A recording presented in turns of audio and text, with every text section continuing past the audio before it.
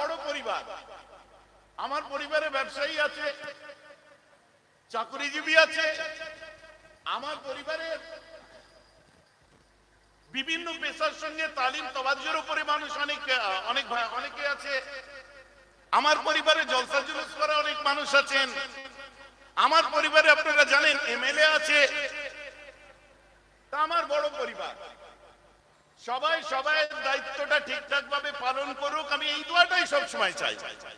কিন্তু আমি কোনো এমএলএ নই, আমি কোনো ব্যবসায়ী নই, আমি কোনো চাকরিজীবী নই।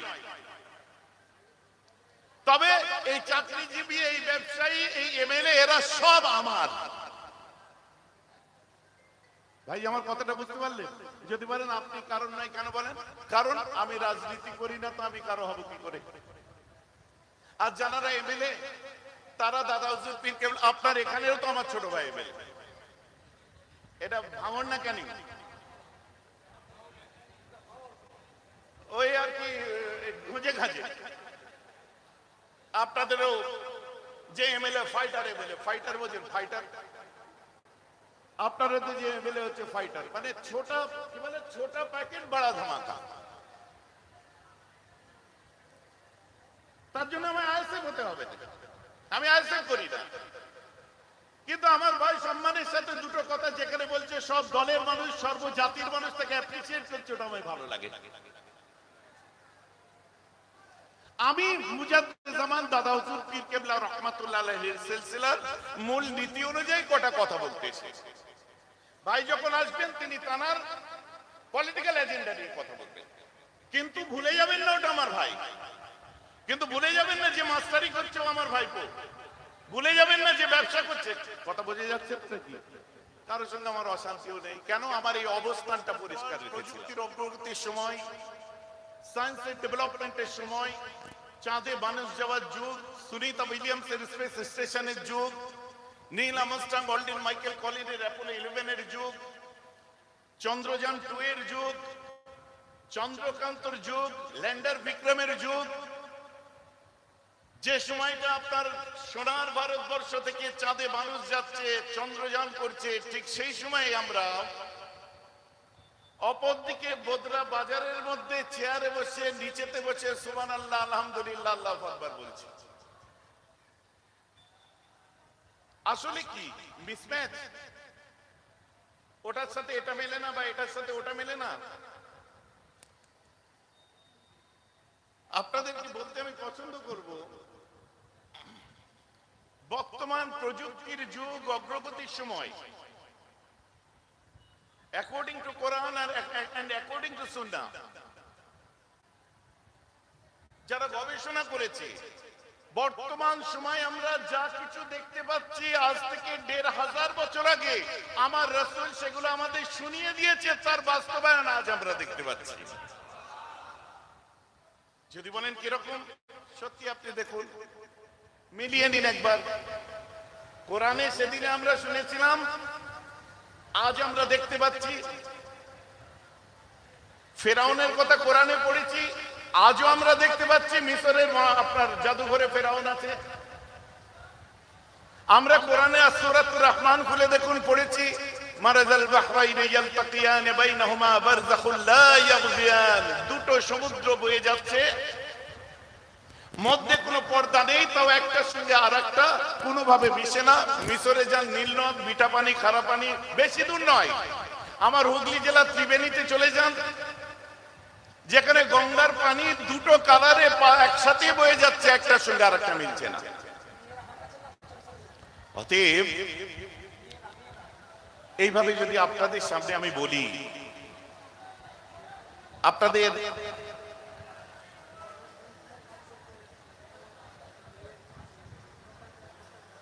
একটু অনেক ভিড় হয়ে গেছে, একটু ম্যানেজ করে নিতে হবে আপনাদের। অতএব সবের গুলো বলতে ইচ্ছা করে আমাকে, আমার আল্লাহ বলছেন ওমা আরসালনাকা ইল্লা রাহমাতাল লিল আলামিন, এ হাবিব আমি আল্লাহ আপনাকে দুনিয়ার বুকে পাঠিয়েছি দয়ার প্রতীক হিসাবে, দয়ার দৃষ্টান্ত হিসাবে। লাইফ অফ প্রফেট মুহাম্মদ সাল্লাল্লাহু আলাইহি ওয়াসাল্লাম আপনি দেখুন, দেখলে আপনি বুঝতে পারবেন সেদিনে যে কথা বলে গেছে আজকে সেগুলো বাস্তবায়ন হচ্ছে, আজকের দিনে সেগুলো চলছে। তাই মিস্টার সাহেব উইলিয়াম মুর এক সময় লিখতে যে বলছেন, I am the disciple and also follower of Jesus but prophet Muhammad is the perfect person in all over world. তিনি বলছেন he was the matter mind not only his own age but of all ages. বলছে বংশসূত্রে, জন্মসূত্রে, জাত সূত্রে আমি খ্রিস্টান হতে পারি, তথাপি সত্য বলতে আমার মুখে বাঁধে না। আমি আমার জিসাসকে নয়, বিশ্বের বুকে ইসলামের নবী মুহাম্মদকে খাঁটি এবং শ্রেষ্ঠ বলে মনে করি। বলুন সুবহানাল্লাহ। বলছে হযরত মুহাম্মদ সাল্লাল্লাহু আলাইহি ওয়াসাল্লামের আদর্শ কেবল তার জন্ম থেকে নিয়ে 63 বছরের মধ্যে সীমাবদ্ধ ছিল না, বরং মুহাম্মাদের আদর্শ তার জন্ম থেকে নিয়ে যতদিন পর্যন্ত মানব জাতির কাছে শেষ দিন না আসছে ততদিন মানব জাতির কাছে তার আদর্শ দৃষ্টান্ত রয়ে যাবে। সুবহানাল্লাহ। কথিত মানুষজনের কথা আমরা শুনতে পাই, একটা হট কেক হচ্ছে নবী মুহাম্মদ সাল্লাল্লাহু আলাইহি ওয়াসাল্লাম। আপনি গুগলে সার্চ করুন, পৃথিবীর বুকে সবথেকে বেশি বদনাম, সবথেকে বেশি বদনাম করার চেষ্টা হয়েছে একটা মানুষের। গুগলে সার্চ করুন এখনই, একটা মানুষের সবথেকে বেশি বদনাম করার চেষ্টা হয়েছে এবং যারা চেষ্টা করেছে পরবর্তীতে তারা নিজেরা অ্যাপোলোজাইজ করেছে, নিজেরা নিজেদের ভুল স্বীকার করে আবার তারই ভক্ত হয়ে গেছে। ওই মানুষটার নাম হলো বিশ্বনবী মুহাম্মদ সাল্লাল্লাহু আলাইহি ওয়াসাল্লাম। বলুন সুবহানাল্লাহ। কটা দৃষ্টান্ত নেবেন আপনি? যদি আপনাকে আমি দেখাই, দ্য অ্যাপোলজি ফর মুহাম্মদ একটা বই লেখা আছে, নবীজিকে নিয়ে শুধু বদনাম করে গেছে তারা, কিন্তু পরবর্তীতে আল্লাহ রাসূলের জীবন আদর্শ পড়ার পরে তারা আবার নবীর গুণগ্রাহী হয়েছে। তা আজকে যে মাহফিলটা সমবেত হয়েছে আমরা, এটা সুফিজমের মাহফিল, এটা সুফিদের মাহফিল, এটা এক কথায় ইলমে তাসাউফের মাহফিল, চরম আধ্যাত্মবাদী মানসিকতা নিয়ে আমরা এই মাহফিলেতে বসি। জাগতিক সাথে সাথে আধ্যাত্মিক শিক্ষার জন্য আমরা এই সব জায়গায় বসি, এক কথায় যেটাকে সুফিজম বলা হয়।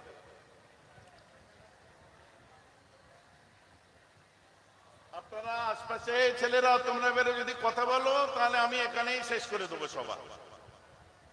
আর আমি বারবার বলবো না, তোমরা জানো বারবার বলা আমি পছন্দ করি না।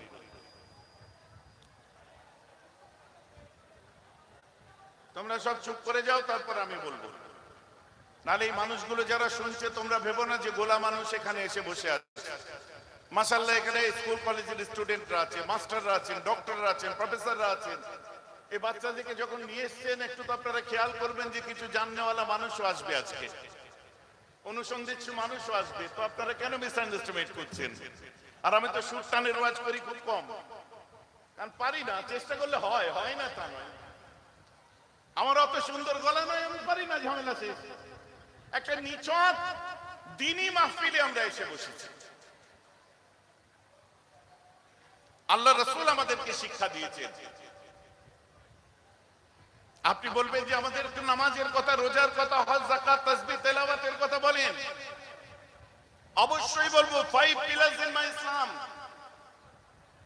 ইসলামের স্তম্ভ হচ্ছে 5টা। 5 times pray, 1 month fasting, Hajj Baitullah, sacrifice, and also kalima tayyib la ilaha illallah Muhammadur Rasulullah. It was essential for us. It was necessary for all ummah. শুধু আমার আপনার জন্য না, এই 5টা স্তম্ভ সমস্ত মানুষের জন্য, সমস্ত মুসলমানের জন্য। 5 ওয়াক্ত নামাজ পড়ো, রোজা রাখো, হজ করো, যাকাত দাও, কলমা পড়ো। ঠিক আছে? এখন আমি যদি আপনাকে জিজ্ঞাসা করি আপনি নামাজ পড়েছেন, আমি নামাজ পড়েছি, ইসলাম পালন হয়ে গেছে? আমি যদি জিজ্ঞাসা করি আমি আপনি রোজা রেখেছি, ইসলাম পালন হয়ে গেছে? আমি আপনি হজ করেছি, ইসলাম পালন হয়ে গেছে? আমি আপনি যাকাত দিয়েছি, ইসলাম পালন হয়ে গেছে? আমি কলমা পড়ি, আপনি কলমা পড়েন, ইসলাম পালন হয়ে গেছে? ভুল করবেন না, কেননা ইসলামের মধ্যে নামাজ, ইসলামের মধ্যে রোজা, ইসলামের মধ্যে হজ, ইসলামের মধ্যে যাকাত, ইসলামের মধ্যে তাসবিহ, ইসলামের মধ্যে তেলাওয়াত, ইসলামের মধ্যে আছে ইবাদত। আমার আপনি যে নামাজ পড়ছি ওই নামাজের মধ্যে ইসলাম আছে কি নেই? আমি আপনি যে ইবাদত করছি ওই ইবাদতের মধ্যে ইসলাম আছে কি নেই ওটা নির্ভর করছে আপনি আমি মানুষটা কেমন, আমার আপনার বচন ভঙ্গি কেমন। আমার আপনার কথাবার্তা কেমন? আমার আপনার কথায় কেউ মনে আঘাত পায় না তো? কেউ ব্যথিত হয় না তো? আমি কাউকে কটু কথা বলি না তো? আমার আচার আচরণের মধ্যে এমন কোনো জিনিস নেই যেখানে মানুষ মানুষ ভাই ভাইয়ের মধ্যে দ্বন্দ্ব লাগবে, এমন ব্যাপার নয় তো। অতএব সব মিলিয়ে নামাজ পড়লে নামাজি হয়, রোজা রাখলে রোজাদার হয়, হজ করলে হাজী সাহেব হয়, যাকাত দিলে দানবীর হয়, কালেমা পড়লে মুসলমান হয়, রান্না করলে বাবুর্চি হয়, গাড়ি চালালে ড্রাইভার হয়, দোকান চালালে দোকানি, মশলাপাতি আলু পেঁয়াজ বিক্রি করে দোকানি হয়। কিন্তু আপনাদের আমি যদি বলি, আপনি রান্না করতে করতে রাঁধুনি রয়ে গেলেন, বাবুর্চি রয়ে গেলেন, আরেকজন রান্না করে দেখুন world famous master chef Sanjeev Kapoor হয়ে গেল। আমি আপনি গাড়ি চালিয়ে ড্রাইভার রয়ে গেলাম, সঞ্জয় আগরওয়াল গাড়ি চালিয়ে ফর্মুলা 1-এ চান্স পেয়ে গেল। আমি আপনি মশলা বিক্রি করে আলু পেঁয়াজ বিক্রি করে দোকানি রয়ে গেলাম, বোম্বাইয়ের মশলাওয়ালা ধীরুভাই আম্বানি হয়ে গেল।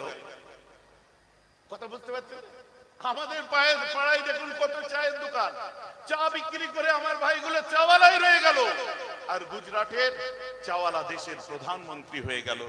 এখন কোন দুধের চা করলে প্রধানমন্ত্রী হওয়া যায়, কোন মশলা বিক্রি করলে আম্বানি হওয়া যায়, কোন আপনার ভাবে রান্না করলে সঞ্জীব কাপুর হওয়া যায়, আর কিভাবে নামাজ পড়লে গরিবে নামাজ হওয়া যায়? কারণ আমি আপনি নামাজ পড়ে নামাজি রয়ে গেছি, মঈনুদ্দিন নামাজ পড়ে খাজা গরিবে নামাজ হয়ে গেছে, আমি আপনি নামাজ পড়ে নামাজি রয়ে গেলাম, আপনি বাগদাদের আব্দুল কাদের নামাজ পড়ে গৌসুল আজম হয়ে গেছে, আমি আপনি নামাজ পড়ে নামাজি রয়ে গেছি, বাহাউদ্দিন নকশবন্দি নামাজ পড়ে জামানার ইমাম হয়ে গেছে, আমি আপনি নামাজ পড়ে নামাজি রয়ে গেলাম, আমার আপনার কলিজার মুজাদ্দিদ জামান দাদা হুজুর পীর নামাজ পড়ে গাউসে দাওরা হয়ে গেছে। জোরে বলুন সুবহান।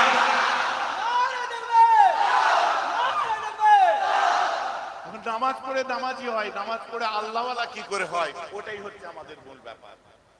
ইবাদত করে আবেদ হয়, কিন্তু ওই আবেদটা উন্মুক্ত মানসিকতার কি করে হয়? আমার রাসূল একটু আসি ভেতরে ঢুকতে, অসুবিধা নেই তো নাকি? আমার রাসূল দিন দুনিয়ার বাদশা আকায়ে নামদার সাল্লাল্লাহু তাআলা আলাইহি ওয়াসাল্লাম, যার আদর্শ সম্পর্কে, যাকে একজন এক সময় যাকে বলা হয়েছিল হি ওয়াজ ডিক্টেটর, কে বলেছিল যে হযরত মুহাম্মদ সাল্লাল্লাহু আলাইহি ওয়াসাল্লাম, নাউজুবিল্লাহ বলুন সকলে একবার, সবাই নাউজুবিল্লাহ বলুন, বলছে হযরত মুহাম্মদ হি ওয়াজ ডিক্টেটর, হি ডিক্টেটেড হিজ সোসাইটি, হি ডিক্টেটেড হিজ নেশন।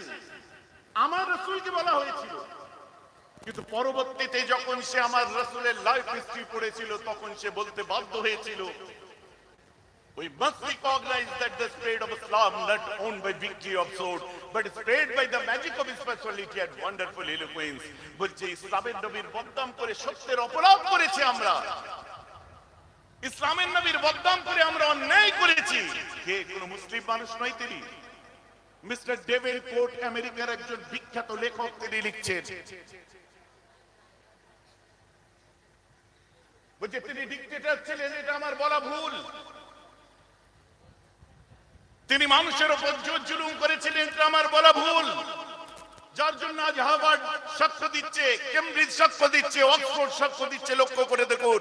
তিনি বলছে কিনা, we must recognize that the spread of Islam not owned by victory of sword।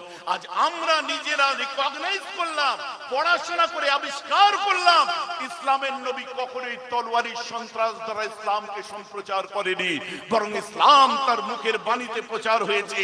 আর আমি ডেভিড কোর্ট আজ লিখে দিচ্ছি অ্যাপোলজি ফর মুহাম্মাদের মধ্যে, মুহাম্মাদের আদর্শ বিশ্বকে জয় করে নিয়েছে। বলুন সুবহান। কোথায় আছেন আপনি? কারা তারা?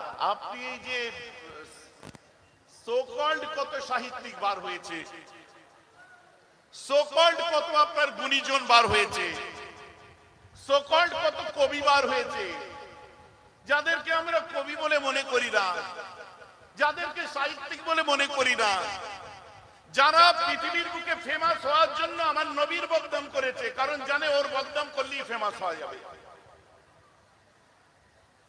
যাদেরকে বুদ্ধিজীবী হিসেবে মাথায় তুলে নিয়েছে, অথচ তাদের লেখা বইগুলো পড়েনি। অবশ্যই মানুষের মত প্রকাশ করার অধিকার আছে, মত প্রকাশ করুক, বলুক, কিন্তু কেউ আমার নবীকে খারাপ বলে দিলেই যে আমার নবী খারাপ হয়ে যাবে এমনটা নয়। কারণ আমরা যাদেরকে নিয়ে গবেষণা করি তারা হচ্ছে পৃথিবীর উন্নয়ন এবং উন্নতির শিখরে থাকা মানুষ, যারা জ্ঞান বিজ্ঞানের অনেক উঁচু দিয়ে চলে। চলুন মিস্টার ডেভিড কোট কি বলছে। হাদিস পাকের মধ্যে পাচ্ছি যে আল্লাহ রাসূল এক সময় হযরত ওসমান গনিকে নিয়ে হেঁটে হেঁটে যাচ্ছেন। অসুবিধা হচ্ছে? গরম হচ্ছে আপনাদের? খুব গরম হচ্ছে? ফ্যান লাগানো আছে তো নাকি?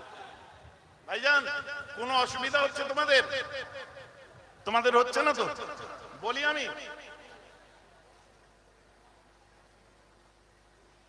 পিছনে একটু চুপ করে যেতে বলে। শোনেন, খুব মানে মূল্যবান কথা এগুলো, হয়তো এর আগে আপনারা শুনেননি অনেকে। আমার এই বিয়ের ভাইরা এসে বসে আছে, এরা আপনাদেরকে শুনিয়েছে, কারণ আমি তো দীর্ঘদিন এদিকে আসিনি। ভাইজান কেন আসেননি? আমি আসার সময় পাইনি, আর বিভিন্ন রকম চাপানুতরের ব্যাপার থাকে। কমিটি আবার আগে থেকে ঠিক করে নেয় যে দাওয়াত করে নিয়ে যাবে, এই ভাইজান কোন দিকে আছে ওটা আগে দেখতে হবে,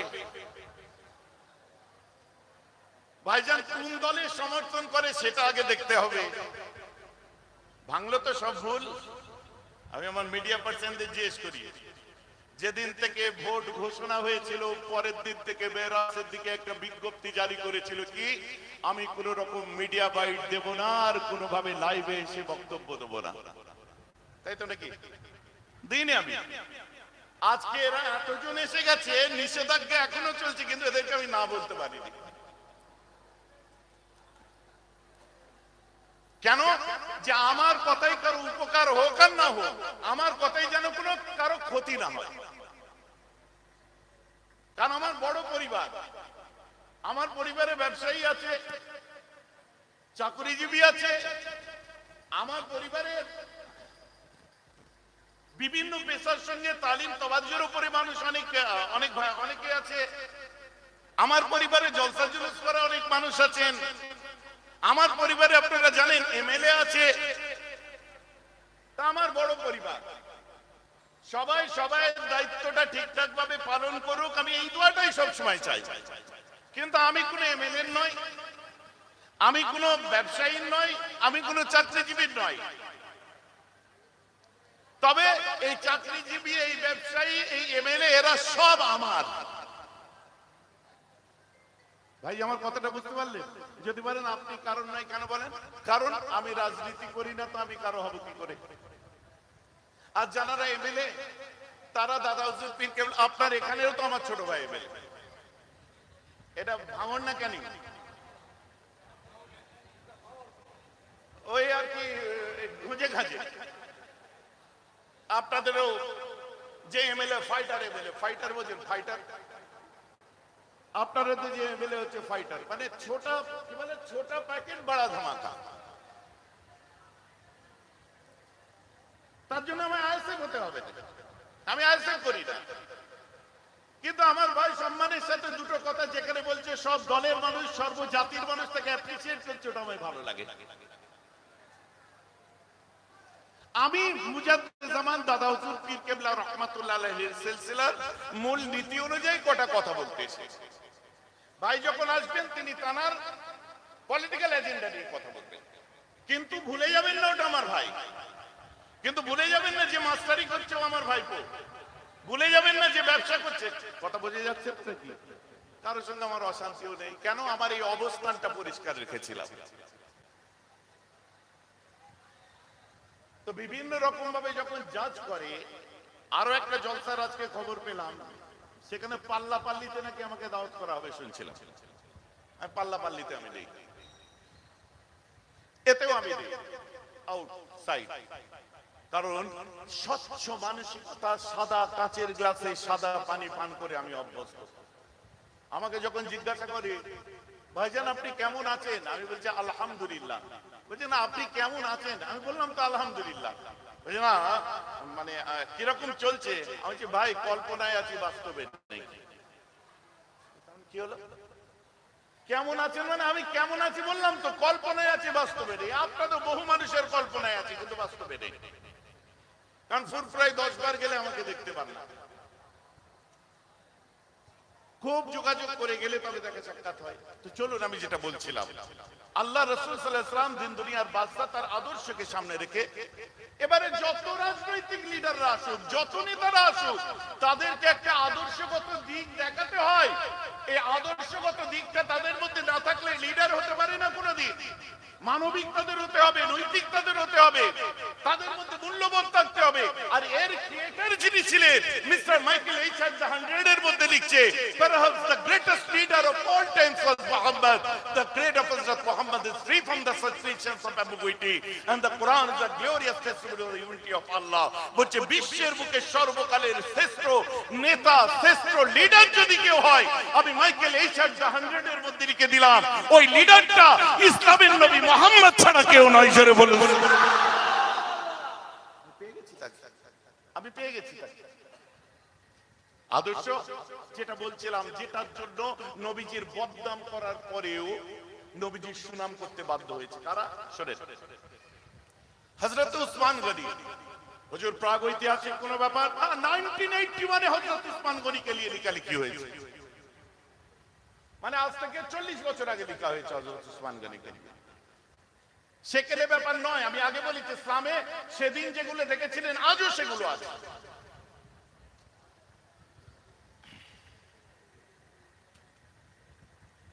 নবীজি উসমান গনিকে নিয়ে হেঁটে যাচ্ছেন, আল্লাহর রাসূল যেতে যেতে দেখলেন একটা টিলা উঁচু পাহাড় মতো আছে, ওর পাশে একটা মেয়ে পড়ে গো গো করে মুখে শব্দ করছে। আল্লাহর রাসূল বলছেন, উসমান, who's that? ওইটা কে? দেখো তো উসমান, যে দেখো তো পড়ে আছে কেন? উসমান গনি সুজা চলে গেলেন, সুজা যাওয়ার পরে দেখে তার বুকেতে মানাতের মূর্তি, লাত, উজ্জাত, মানাত, হাবল। ওটা একটা ধর্ম ছিল যে ধর্মটা আজকের দিনে নেই। এক কথায় অন্য ধর্মের মানুষ, তার বুকেতে মানাতের মূর্তি। উসমান গনি দেখলেন, দেখার পরে আল্লাহ রাসূলকে এসে বলছেন, ইয়া রাসূলুল্লাহ, ওর বুকেতে মানাতের মূর্তি, ওর খোদা ওর বুকেতে আছে। আল্লাহ রাসূল বলছেন, ও কোন খোদার অনুসরণ করে ওটা তোমার বিচার, তোমার কাছে বিচার্য নয়, আমার কাছেও বিচার্য নয়। তবে একটা কথা মাথায় রেখো, যে আমাদের সবার আল্লাহ হলো এক। বলুন না সুবহানাল্লাহ। যাও উসমান, ওকে নিয়ে এসো। কদিন আগে মেইনস্ট্রিম মিডিয়ায়, এক সপ্তাহ আগে, এটা সুন্দর করে সেজে গুজে ঠোঁটে লিপস্টিক দিয়ে আর চোখে ওই যে কি দেয় কাজল, আপনাদের মুরব্বীদের জমানায় দিত, আমাদের জমানায় আমাদের কি দেয়? আইলাইনার দেয় এখন, তাই না? কাজলের যুগ চলে গেছে। চোখে আইলাইনার দিয়ে, ঠোঁটে আপনার লিপস্টিক দিয়ে সুন্দর করে বলছে, ইসলাম ধর্মের মধ্যে লেখা আছে যে যারা মূর্তি পুজো করে তাদেরকে হত্যা করো। আমার শুনে আফসোস হলো, আমি যেহেতু এখন মিডিয়া অ্যাভয়েড করি, আমি কোনো ডিবেটেও যেয়ে বসি না, আপনারা দেখতেও পান না, সে মেইনস্ট্রিম মিডিয়া বলেন আর এমডি বলেন। আমার মনে মনে হলো, ম্যাডাম যে কথাটা আপনি বললেন এটা ডেভেনপোর্ট বলেনি, ম্যাডাম যে কথাটা বলছেন মিস্টার মাইকেল এইচআর বলেনি, আপনি যে কথাটা বলছেন ওয়াশিংটন আরভিং বলেনি, ডি রোজারিও বলেনি, মিস্টার ওলিয়ারি বলেনি, মরিস বুকাইলি বলেনি, মিস্টার স্যার উইলিয়াম মুর বলেননি, মিস্টার ওলিয়ারি বলেননি, মিস্টার বসওয়াকার স্মিথ বলেননি, শরৎচন্দ্র বলেননি, বঙ্কিমচন্দ্র বলেননি। আপনি যে কথাটা বলছেন ও কথাটা আমাদের বিবেকানন্দও জীবনে বলেননি। আপনি যে কথাটা বলছেন এটা কষ্ট দেওয়া কথা এবং তথ্যের অপলাপ, সত্যের অপলাপ, তথ্যহীন কথা বলেছে। কারণ আপনার লিপস্টিকটা যা আছে মনে হচ্ছে হরেক মাল 6.5 টাকার লিপস্টিক, যার জন্য আপনি এত সস্তা কথা বলেছেন। আপনার লিপস্টিক যদি দামি হতো, কথাটা একটু দামি বার হতো। চোখে আইলাইনারটা মনে হচ্ছে ওই দামি কোনো ব্র্যান্ডের নয়, ওই কমা ওই হাড়ির নিচের কালি দিয়ে তৈরি করা। আল্লাহ রাসূল পরিষ্কার বললেন যে ওর বুকে কার মূর্তি আছে ওটা দেখা তোমার কাছে বিচার্য নয়, বরং ও যাকেই বানুক না কেন ও হচ্ছে আমার বোন, যাও ওকে সেবা করো, আল্লাহ তোমাকে জান্নাত দিয়ে দেবে। বলেন না সুবহানাল্লাহ। বুকে মূর্তি ছিল, আল্লাহ রাসূল বললেন মার্ডার করে দাও। আমি কোট আন কোট কথা বলছি, বললো মার্ডার করে দাও। বলেন একবার। উসমান গনি তাকে নিয়ে আসতে গেছে, উসমান গনির দিকে ফিরে মাথায় চুল, মাথায় পাগড়ি এবং সুন্দর দাড়ি দেখে মেয়েটি উসমান গনির দিকে ফিরে থু করে থুতু দিল। আর আরব দুনিয়ায় আগে এই যে থুতু দেয়া একটা রেশন ছিল, যার জন্য আজও অনেক আরবিরা দেখবেন আজামিদের উপর রেগে গেলে থুতু দেয়। এই যে ডিম মারামারি যে দেখছেন না, ডিম মারা, ডিম ছিঁড়ে মারছে, ডিমের দাম বেড়ে গেল, যার মাথায় ডিম ভাঙাভাঙি হচ্ছে। এই ডিম মারা সিস্টেমটা ব্রিটিশরা করতো, জানেন তো, ব্রিটিশদের সিস্টেম। আর এখন কিছু হলেই ডিম থেরাপি। তো ঠিক আছে, যারা খাওয়ার যোগ্য তারা ডিম খাক, ক্যালোরি বাড়ুক না। কেউ কারো ক্যালোরি বাড়াতে চাই যদি ইচ্ছা করে, তো আগে ঝাড়ো, পরে ডিম দিয়ে ক্যালোরি খাবে। ক্যালানি না, ক্যালোরি খাবে, ক্যালোরি। এখন সব রেডি হও, যে ঝাড়বে পরে তোমার ক্যালোরি বাড়াবার জন্য আন্ডা মানে ডিম রেডি করে রেখে দিয়েছে।